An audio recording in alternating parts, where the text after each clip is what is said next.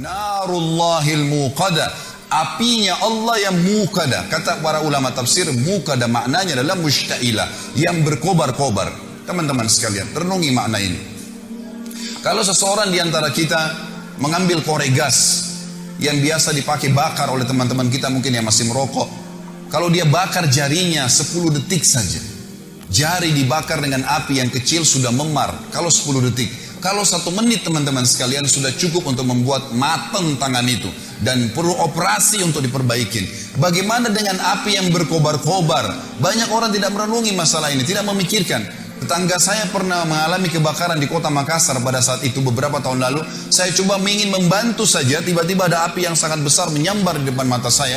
Dan saya membayangkan bagaimana kalau api itu subhanallah menyambar tubuh saya bisa hangus seketika pada saat itu. Tapi alhamdulillah Allah masih selamatkan.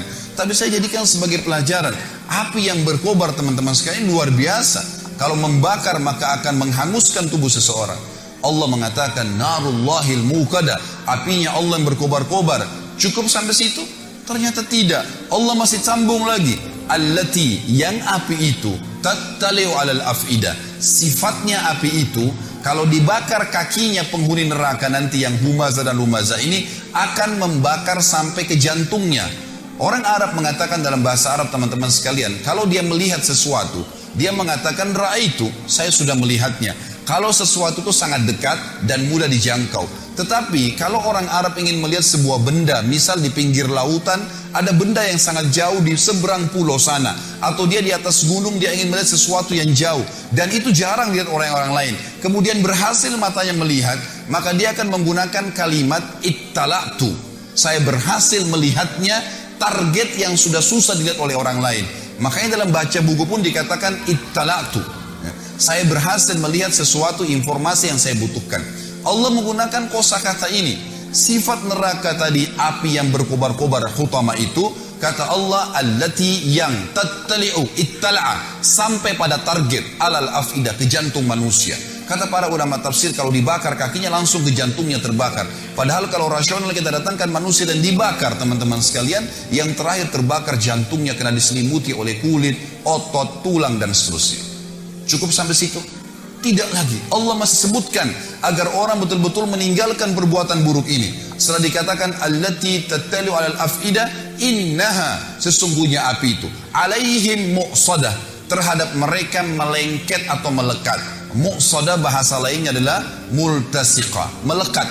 Kalau ada api teman-teman sekalian, kita dilemparkan, disemprotkan api, lalu api itu tertarik kembali, kita rasakan panasnya tapi cuma sebentar.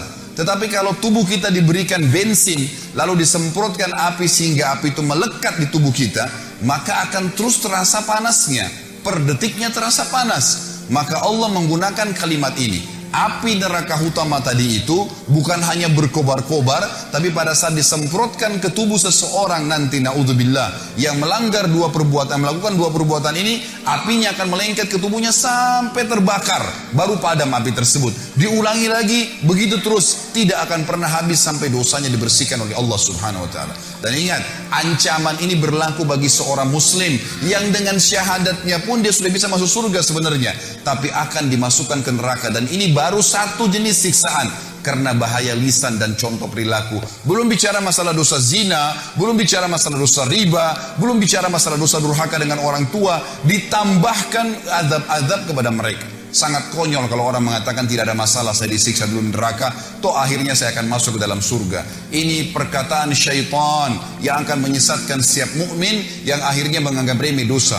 Subhanallah, Allah mengatakan sesungguhnya api itu sampai ke dalam jantung manusia dan api itu melengket pada mereka. Inna alaihim muqsadah. Tidak cukup sampai situ teman-teman sekalian. Allah menutup surah ini dengan kalimat, kata ulama, yang luar biasa. Kalimat ini menandakan siksaan yang luar biasa, tidak bisa dibayangkan.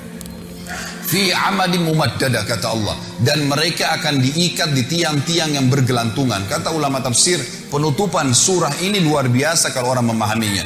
Rasionalnya begini, kalau masjid ini kita tutup semua, tidak ada lubangnya sedikit pun, lalu kemudian kita bakar dengan api teman-teman sekalian, ada orang yang mau dibakar di sini, nggak diikat di tiang, dibiarkan dia berlari-lari sana sini, tapi penuh dengan api ruangan ini. Pasti dia akan mati terbakar, tapi ada jeda. Pada saat dia lari ke sana, dia lari ke sini, ada jeda, dia tidak rasakan panasnya api. Kalau ada orang kita ikat di tiang masjid ini, lalu kita bakar, Ditutup semuanya, dia nggak bisa lari karena terikat. Juga masih ada jeda di mana dia bisa menginjak-injakkan kakinya ke lantai sehingga api dari bawah kakinya padam. Memang dia terbakar, tapi masih ada jeda di mana dia tidak rasakan panas. Tetapi teman-teman sekalian, renungi makna ayat ini, namanya tadabbur, mengambil hikmah dan hukum yang Allah inginkan. Kalau kita tancapkan tiang di atas atap masjid ini, ditancapkan tiang seperti misalnya tiang lampu yang besar, lalu kita ikat seseorang di situ, kemudian dibakar ruangan ini, dia bergerak kiri kanan pun tetap akan merasakan panasnya api siksaan tersebut per detiknya. Dan ini kata ulama adalah makna yang luar biasa, mengandalkan sudah cukup seorang muslim meninggalkan dosa ini, saudara. Surah ini teman-teman sekalian mengajarkan kepada kita tentang bahayanya menyalahgunakan lisan. Dan dari sisi lain, lisan dalam agama kalau dipergunakan dengan kebaikan, maka akan baik. Anda kalau menggunakan lisan Anda dengan baik, walaupun fisik Anda punya kekurangan, orang akan suka dengan orang yang lisannya baik, santun kalau bertutur kata, yang keluar dari mulut seorang muslim cuma nasihat, tanya kabar, ilmu yang bermanfaat. Tidak ada sesuatu yang menjatuhkan orang lain, tidak ada sesuatu yang menyakiti orang lain atau menceritakan aib orang lain. Maka dia akan disuka oleh orang umumnya. Dan kalau ada seseorang yang lisannya tajam, walaupun tampannya orang paling tampan di dunia, paling kaya, tapi kalau lisannya tajam, suka menghina orang lain tidak suka dengan dia. Itu secara kehidupan manusia.